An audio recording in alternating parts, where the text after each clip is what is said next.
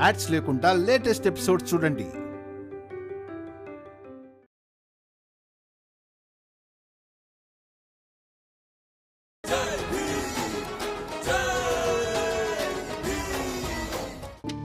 మామయ్య, భోజనం చేయండి.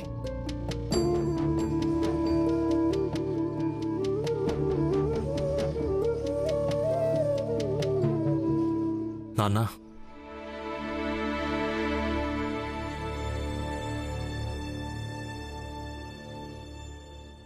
భోజనం చేయండి.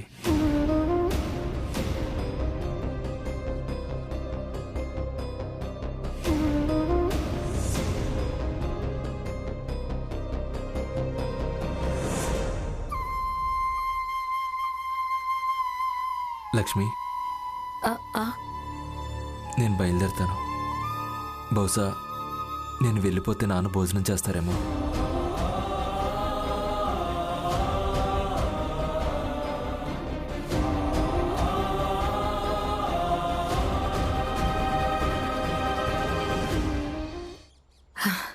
మామయ్య, భోజనం చేయండి. ఏం చేయాలి తల్లి? భోజనం చెయ్యాలని అనిపించడం లేదు.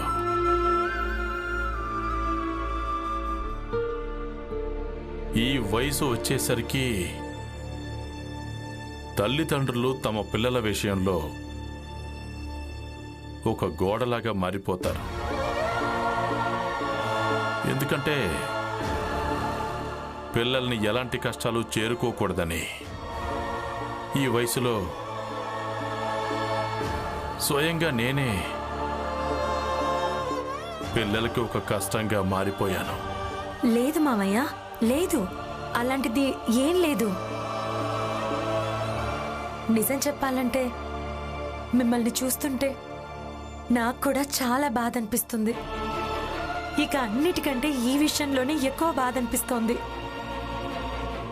మీ ఈ దుఃఖానికి కారణం మేమే అయినందుకు.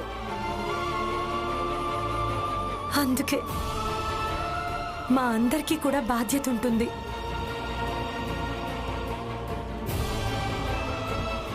సరే మామయ్య, భోజనం చేయండి. తర్వాత న్యాయస్థానానికి కూడా వెళ్ళాలి కదా.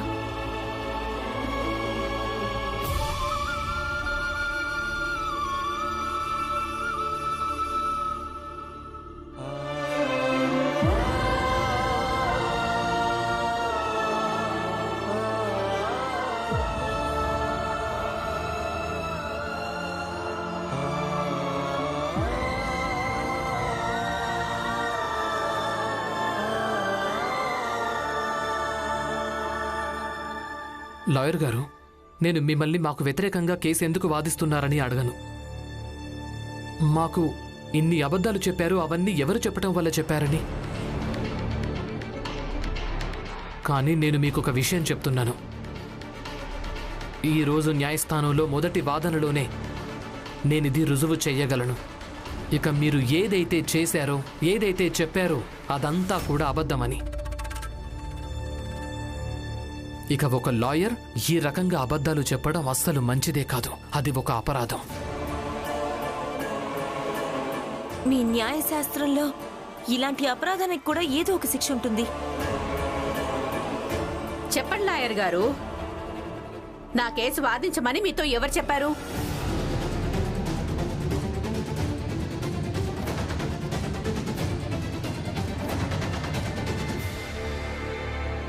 ఈ నిజాన్ని నువ్వు ఎలా తెలుసుకున్నాను. ఎందుకంటే అబద్ధం ఎంతైనా పరిగెత్తని, చివరికి అలసిపోయి పట్టుబడే తీరుతుంది. లాయర్ గారు, ఇక వెళ్ళండి. న్యాయస్థానానికి వెళ్ళడానికి ఏర్పాట్లు చేయండి. ఇది మా ఇంటికి చెందిన విషయం. ఇదెవరికి ముడిపడుందో తను కూడా మా పక్కనే ఉంది. వెళ్ళండి.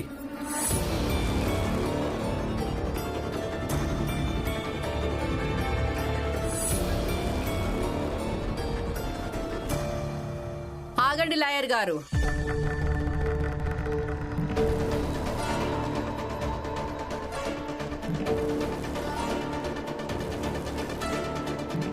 నువ్వు వెళ్ళు.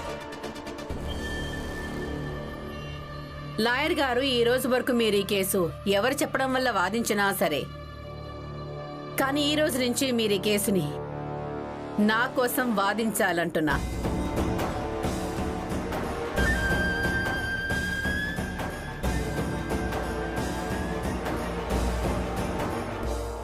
నా ఈ కేసును నేను మీకు అప్పగిస్తున్నాను.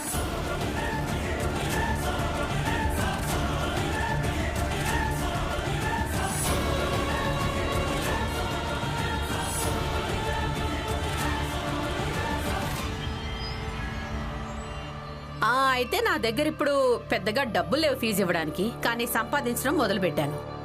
ఎంతో కొంత ఇచ్చే తీరుతాను.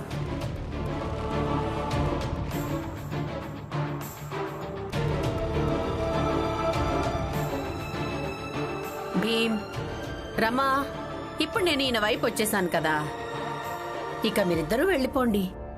ఇంటికెళ్ళి న్యాయస్థానానికి వెళ్ళడానికి ఏర్పాట్లు చేసుకోండి.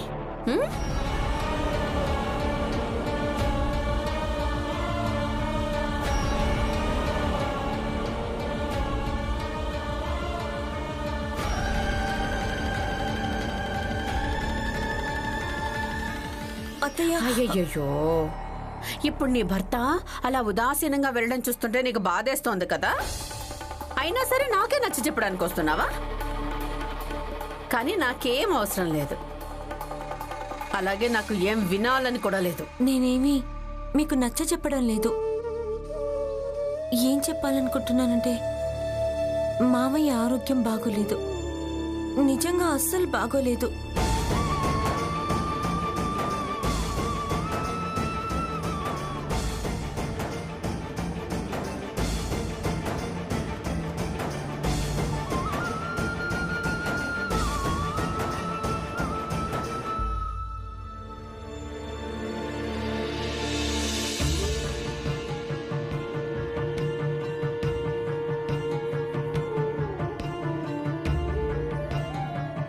తీసుకోండి, మీరు భోజనం చేయండి.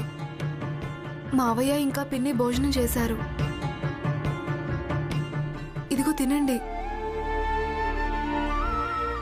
చూడండి, మీరు పందెంలో ఓడిపోయారు. మీరిచ్చిన మాట నిలబెట్టుకోండి. తీసుకోండి. పందెం కేవలం ఛాయ్ తాగడానికే కాశాను, భోంచేయడానికి కాదు. నాకు తినాలని లేదు, నేను పస్తులుంటాను. చూడండి, ఒకవేళ మీరు ఇలా పస్తులున్నారంటే మీ ఆరోగ్యం దెబ్బతింటుంది. ఇదిగో తినండి. నా ఆరోగ్యానికి ఏమీ కాదు. ఈ రోజు వరకు నేను తినకుండా నువ్వు ఎప్పుడు తినలేదు కదా, అలాగే ఈ రోజు కూడా తినదు. పోరాడాలనుకుంటే అన్నింటినీ భరించాలి కదా, అలాగే అన్ని రకాల పోరాటాలు చేయడానికి సిద్ధంగా ఉండు. ఇక భోజనం తీసుకెళ్ళు, లేదంటే నేను దీన్ని కూడా పారబోస్తాను. పారబోయండి. ఒకవేళ మీరు ఇదే కోరుకుంటే పారబోయండి. కానీ ఒక్కసారి ఆలోచించండి, మీరు ఏ విధంగా చాయ్ పారబోసారో అలాగే ఆ తర్వాత మీరు చాయ్ తాగాల్సి వచ్చింది. అదే విధంగా ఈ భోజనాన్ని కూడా పారబోయండి, కానీ ఆ తర్వాత మీరు తినాల్సి వస్తుంది. కరుణ, భార్యాభర్తల విషయంలో ఇలాంటివి ఎన్నో జరుగుతుంటాయి. నువ్వు ఇలాగే తీసుకొస్తూ ఉంటే, నేను అలా పారబోస్తూ ఉంటే, ఇక ఆ తర్వాత దాన్ని అంగీకరించడం కోసం నువ్వు నన్ను ప్రేరేపిస్తూ ఉన్నావంటే ఇక జీవితం అంతా ఇందులోనే గడిచిపోతుంది. నువ్వు ఇదే చేయాలనుకున్నావా? అలాగే చేద్దాం. అయితే గడిచిపోని, కానీ నేను అందులో కూడా ఓడిపోను. కానీ మీరు ఒక్క విషయం తప్పకుండా ఆలోచించండి. ఒకవేళ జీవితం అంతా మీరిలా పారబోయడంలో, అలాగే నేను ఏరుకోవడంలో చిక్కుకుపోయి ఉంటే అప్పుడు మీకు ఎలా అనిపిస్తుంది?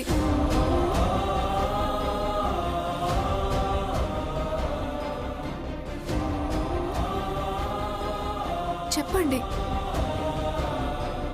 ఎందుకంటే అది నాకు ఏమాత్రం నచ్చదు.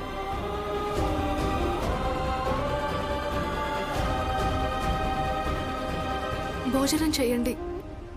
ఒకవేళ మీరు భోజనం చేయలేదంటే నేను కూడా తినను.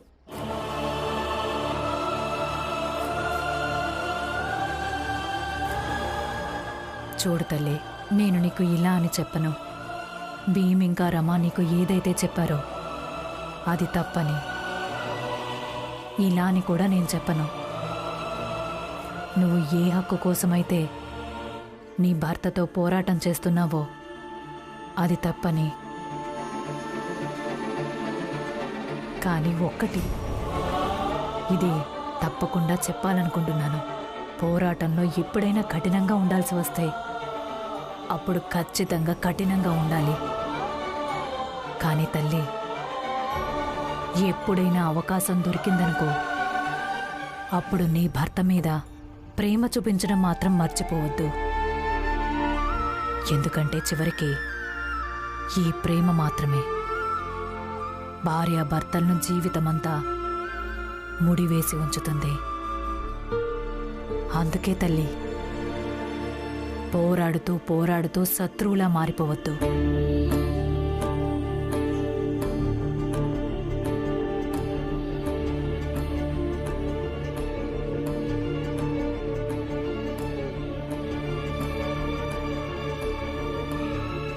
కూర్చోండి.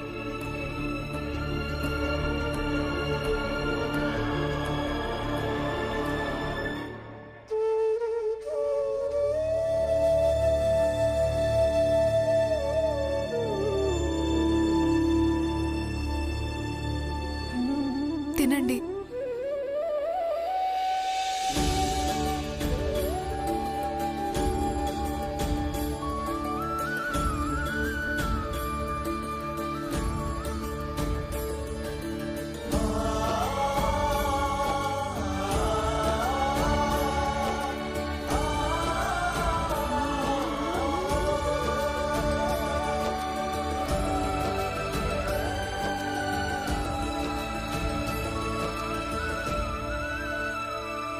జీజాబాయ్, ఒక స్త్రీ మనసు సముద్రమంత లోతంటారు.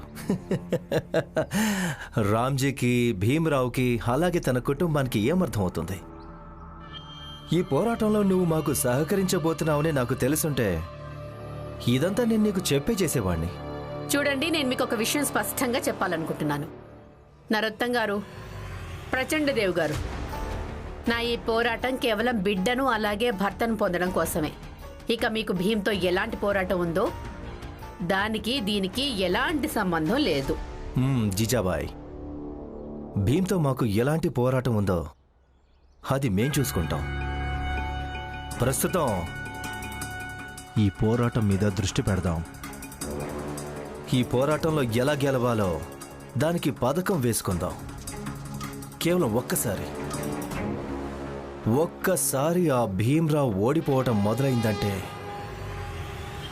ప్రతి పోరాటంలో ఆ భీమ్రావు ఓడిపోతూనే ఉంటాడు. నువ్వన్నది అక్షరాల నిజమే నరోత్తం. ఎలాగూ న్యాయస్థానానికి సమయం అయిపోయింది. ఇక జీజాబాయే స్వయంగా అక్కడుందంటే తీర్పు కూడా ఈరోజే వచ్చేస్తుంది. వెళ్దామా?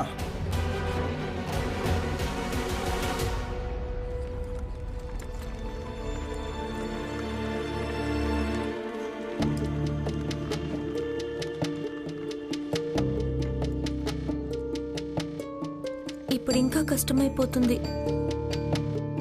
అత్తయ్యే వీళ్ళకు తోడుగా ఉంది. ఈ విషయం కనుక మామయ్యకు తెలిస్తే ఆయన ఎంత బాధపడతారో ఏంటో.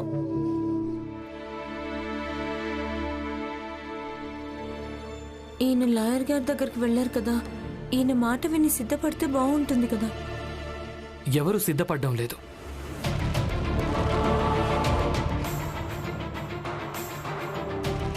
మన కేసు వాదించడం కోసం ఎవరూ సిద్ధంగా లేరు. పైగా అందరూ నాకేం నచ్చ చెప్తున్నారు అంటే, నాన్న భార్య న్యాయస్థానానికి చేరుకుందంటే మనం ఈ కేసులో తప్పకుండా ఓడిపోతామని. అయితే మనం న్యాయస్థానానికి వెళ్ళాలిగా. కేసు ఎలాగైనా పోరాడాలి.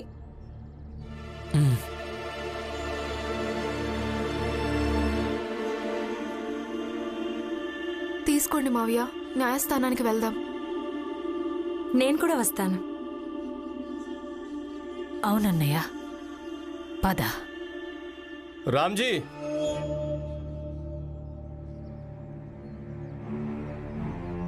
ఒక్క విషయం గుర్తుపెట్టుకో, ఎవరిని ఎక్కువగా అణిచివేయడం మంచిది కాదు.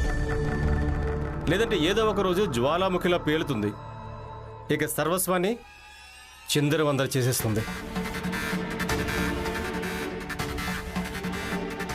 అలాగే జీజాబాయి నీ కుటుంబం మొత్తాన్ని చిందరవందర చేసి పారేసింది. అర్థమైందా? అవును రామ్జీ, వెళ్ళు. మళ్ళీ ఇంటికి తిరిగి వస్తావని ఆశిస్తున్నాను. ఎందుకంటే కొంపదీసి అట్నుంచి అంటే జైలుకి వెళ్ళిపోతామేమో. అంతా అంటుంటారు కదా, ఖడ్గం పొదును మీద నడిచే వ్యక్తి ఖడ్గంతోనే చనిపోతాడని. భీమ్ విషయంలో అన్నిటికంటే పెద్ద కవచానివి నువ్వే రామ్జీ. ఇక నిజం చెప్పాలంటే ఈరోజు భీమ్కు అందరికంటే ఎక్కువ ప్రమాదం నీతోనే ఉంది.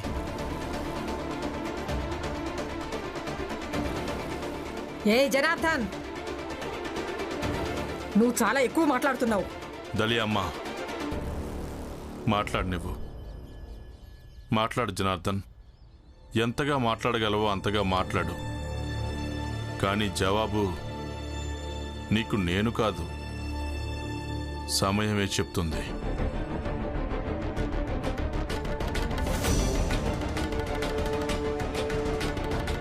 పదండి, న్యాయస్థానానికి వెళ్దాం.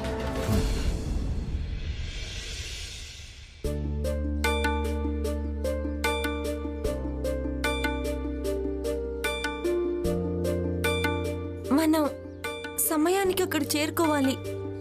ఏం చేయాలనుకున్నా త్వరగా చేయాలి. కానీ ఏం చేద్దాం రమా? ఈ కేసు వాదించడానికి కనీసం ఒక్క లాయర్ కూడా సిద్ధంగా లేరు కదా. ఒక్కరు కూడా లేరు.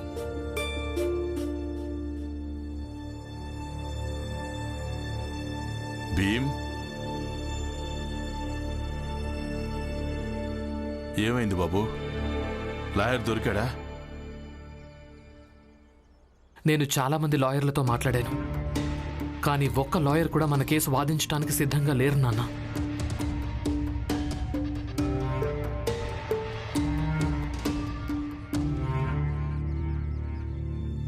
చూడు బాబు, నాకు తెలిసిన ఒక లాయర్ ఉన్నాడు.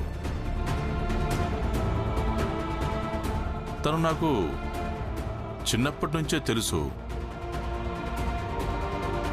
మంచి లాయరు,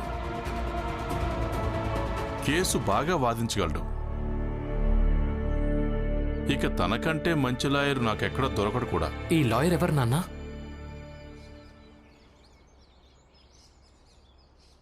నువ్వే.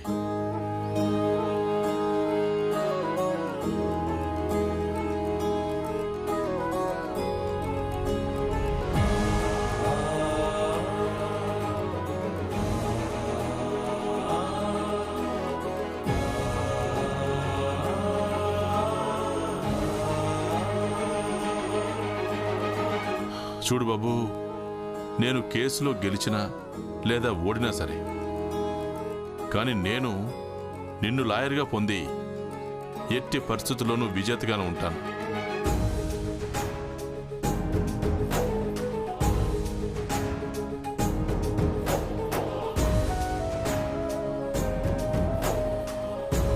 నాకు చాలా సంతోషంగా ఉంటుంది. నేను ఖచ్చితంగా ఈ కేసు వాదిస్తాను. కానీ నువ్వే బాబు, నీకు తెలిసే ఉంటుంది కదా చట్టం దీనికి అనుమతిస్తుందని. ఒకవేళ ఎవరికైనా లాయర్ దొరక్కపోతే తను తన తరపున వాదించుకోవచ్చని. అవునన్నా. సరే అయితే ఈ కేసు వాదించడానికి నేను సిద్ధంగా ఉన్నాను. నేను ఒక పని చేస్తాను. ఎక్కడి నుంచైనా కాగితం తీసుకొస్తాను. దాంట్లో కొన్ని పాయింట్లు రాసుకుంటాను. వాటి ఆధారంగా నేను న్యాయస్థానంలో పోరాడగలను. కానీ న్యాయస్థానంలోకి ఒక లాయర్గా అడుగు పెట్టాల్సి వస్తే అందుకోసం లాయర్ లాగా కోర్టు కూడా వేసుకోవాల్సి ఉంటుంది. ఇప్పుడు ఈ సమయంలో నువ్వు దాని గురించి బెంగపడకు రమా. వెళ్ళి తల్లి, ఇంటికెళ్ళి నువ్వు కోర్టు తీసుకుంటరా. సరే, నేను కాగితం తీసుకొస్తాను. వెళ్ళు బాబు. ఇలా జరగడం మంచిదే అయింది. ఏమంటావు దలియామా? రామ్జీ అన్న ఇంకా జీజాబాయ్ ఎవరైనా బిడ్డను దత్తత తీసుకున్నారంటే వాళ్ళ ఇంట్లో కూడా శాంతి వస్తుంది. ఇంట్లోకి వచ్చిన కొత్త సభ్యులతో పాటు ఆ ఇంటి అదృష్టం కూడా ముడిపడుతుంది. అవును, నువ్వన్నది కూడా నిజమే. కానీ రామ్జీ అన్న దీనికి ఒప్పుకున్నప్పుడే కదా దలి అమ్మా. ఒప్పుకోక తప్పదు.